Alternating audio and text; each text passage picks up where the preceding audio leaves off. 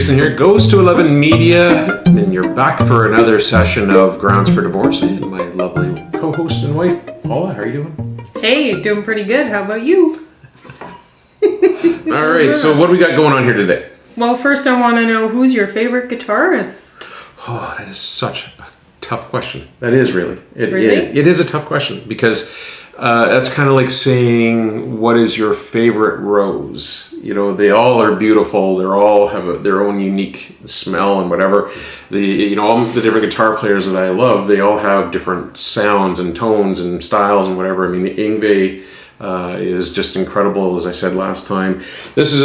I'm fortunate to call him friend, Uli Jon Roth of the Scorpions. Just a wonderful human being. He is. And you've met him several times now. I have. And we've been VIP'd to his concerts, and we filmed his concerts for him and stuff. Yeah, he's a real sweetheart. He is awesome, man. And I'm really sad because this year he was not able to come to Vancouver because of the whole COVID crisis. So we will be looking forward to hopefully seeing you next year, Uli, in 2021 in Vancouver. Fingers crossed. So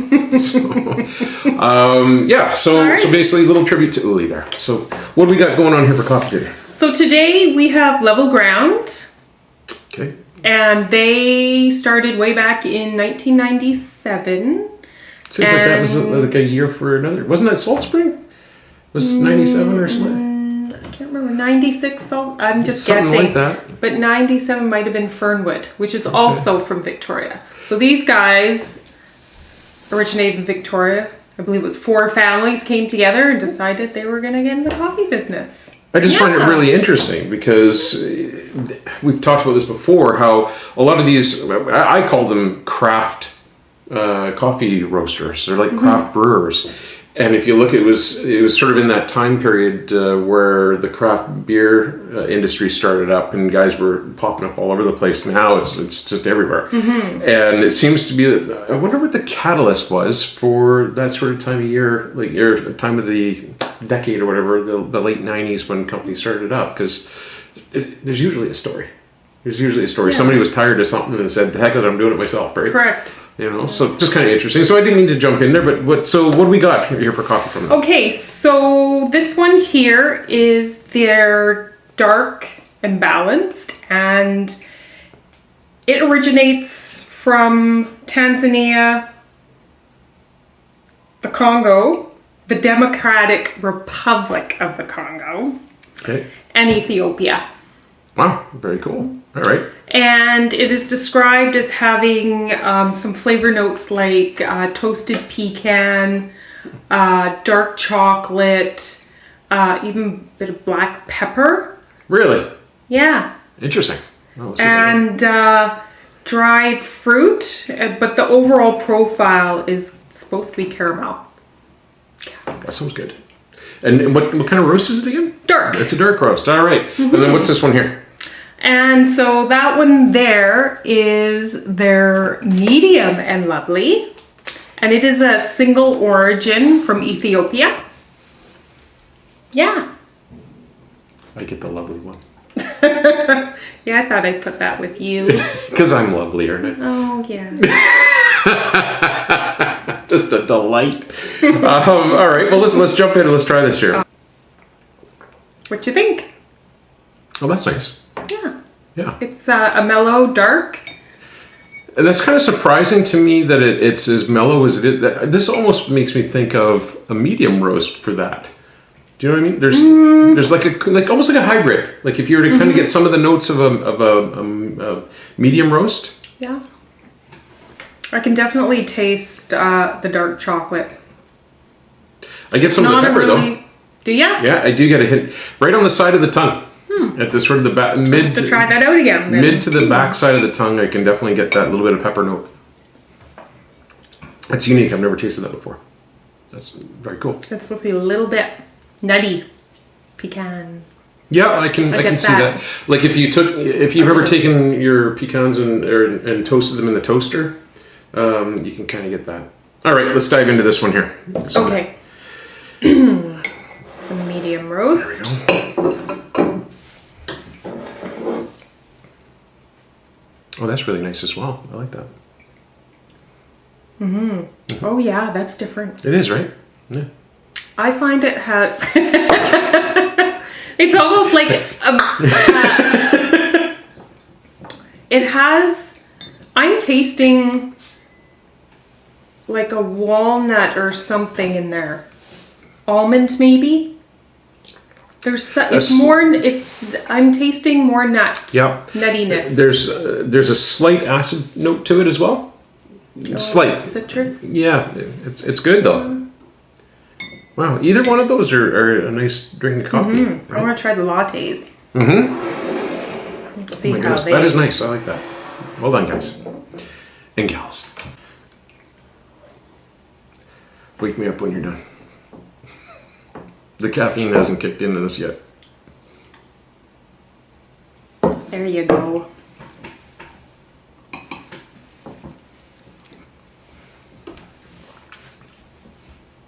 That's nice.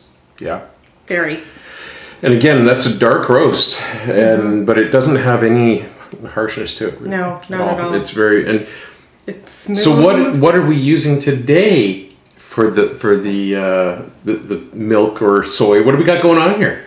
Come on, tell me. It's 2% lactose free. Dairy. Oh my goodness. See what I have to deal with? What did I do to you earlier today? Oh my goodness. That was just not nice even. That was mean. She comes to me and made some coffees. We had our coffees and she comes and she goes, "Hey, try this."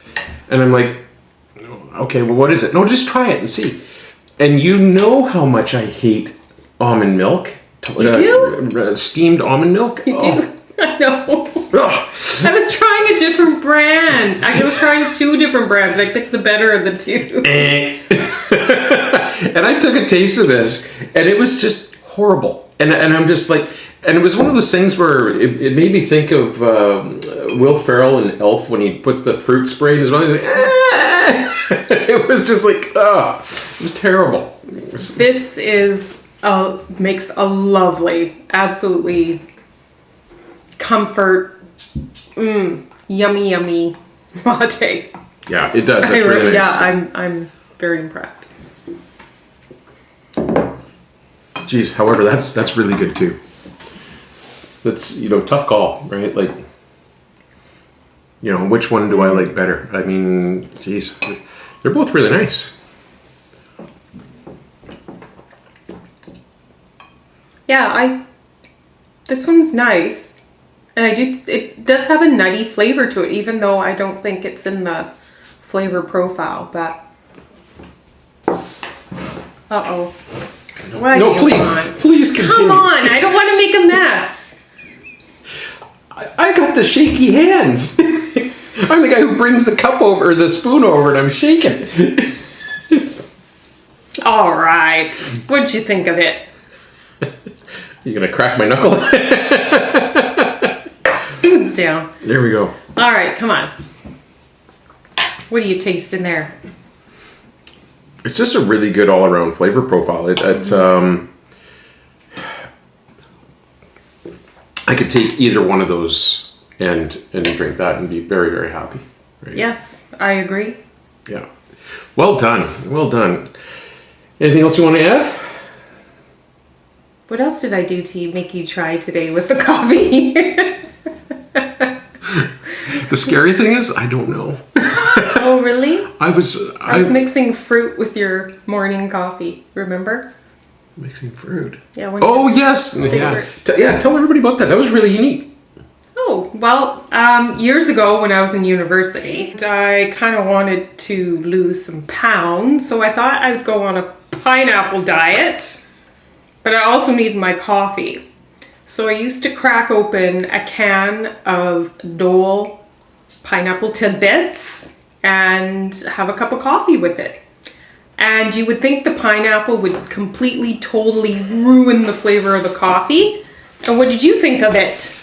Well, I mean, I can only speak for myself, but typically when I have pineapple, it just blows out my taste buds, right? Like my tongue almost feels kind of raw. Yeah. And it's just all you can taste is pineapple. So I usually, if I'm going to have pineapple, I have that after whatever else I'm going to have. So then I get the flavors of that other stuff first. So when you said to me to try it with the coffee, I was thinking like, okay, that's crazy, but okay. And what I found was that it actually did not blow out my taste buds whatsoever with the coffee. And I was still able to have a very pleasant latte flavored coffee and have the pineapple. I was like... Yeah, it's really weird, but it tastes really good. It's bizarre. Like the two of them together taste very good together. Yeah, I would never have thought of that one. Right? Like I would have thought with the dairy and the acid and whatever, like, oh no. But folks, you got to try it to believe it. Yeah. You know, Give it a try. It's kind of, you know what? There's a really weird recipe that I saw. Chef Michael Smith from Canada, he did this thing for summertime, which we're in now, where he took watermelon and he carved up the watermelon and cubed it, and then he put it in a mixing bowl and he added olive oil, like a really good quality olive oil, extra virgin, and cracked black pepper, and then you toss it. And you get the sweetness from the watermelon, and the pepper, and so it gives a little bit of bite. But then it also brings out the sweetness in the really good. If you have to use a good EVOO, and it brings out the sweetness of the olive oil. So it's and I remember when I saw him doing that, I was like, "Who puts olive oil and pepper on watermelon?" But it was really good. You tried it? Oh yeah, a bunch of times. Okay. It's like, let's give it a go. Not since we've been married together. What? Yes, we have. We haven't tried it. Yes, we have. Watermelon? Yeah. Yeah. Watermelon, yes, but not with... EVOO and pepper. Yes, we have. I don't remember. I have to say we haven't. I don't believe you. Rock, paper, scissors. We have. We have. I'm gonna have some more coffee. There you go. I'm gonna try and get some sleep.